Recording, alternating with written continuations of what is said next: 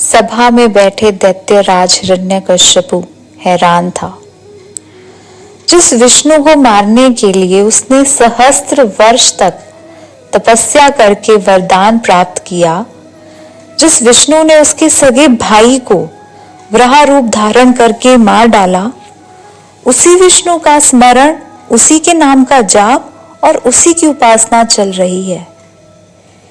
हिरण्यकश्यपु के जीते जी उसके राज्य में ही नहीं, उसके राज सदन में, और वो भी उसके सगे पुत्र के द्वारा।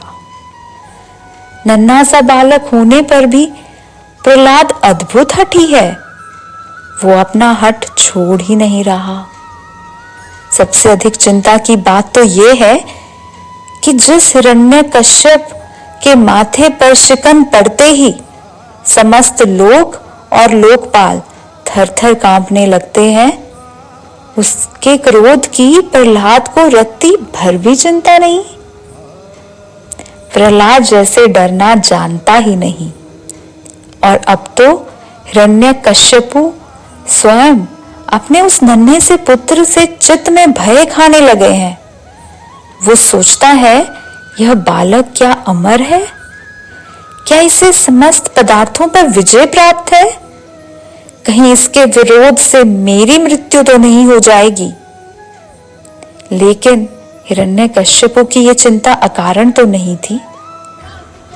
उसने दैत्यों को आज्ञा दी थी प्रहलाद को मारने के लिए, किंतु दैत्य भी क्या कर सकते थे?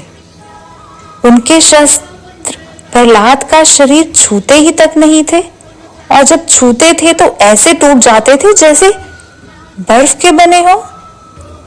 उन्होंने पर्वत पर से प्रहलाद को फेंका तो वो बालक ऐसे उठ खड़ा हुआ जैसे पुष्प की शैया पर उसे फेंका हो। समुद्र में डुबाने का प्रयत्न भी असफल रहा।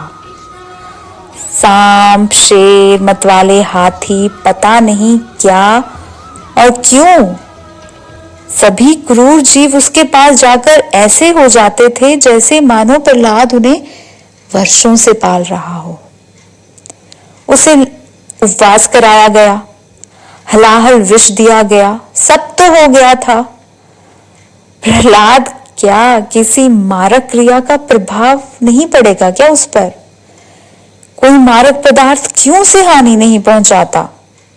बेचारे हिरण्यकश्यपु यही सोच सोचकर परेशान होते रहते। फिर एक दिन एक आश्वासन मिला दैत्यराज को।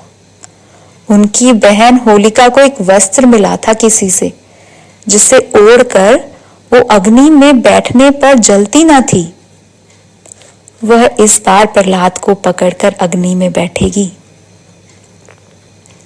सूखी लकड़ियों का पूरा पर्वत खड़ा किया दैत्यों ने और उसमें आग लगा दी। होलिका अपना वरदानी वस्त्र ओढ़कर प्रहलाद को गोद में लेकर उन लकड़ियों के पर्वत पर जा तो बैठी, और हिरण्यकश्यपु स्वयं देखने आए थे इस बार की क्या होगा। आग की लपेटों में कुछ देर तक तो कुछ दिखाई नहीं पड़ा, और जब कुछ दिखाई पड़ा तब दैत्यों के साथ वो दैत्यराज भी नेत्र फाड़ कर देखता रहा। होलिका का तो कहीं पता ही नहीं था, वो भस्म हो चुकी थी, और प्रहलाद अग्नि की लपटों में बैठकर मंद मंद मुस्कुरा रहा था। हिरण्यकश्यपु ने उससे पूछा, तुझे डर नहीं लगता क्या?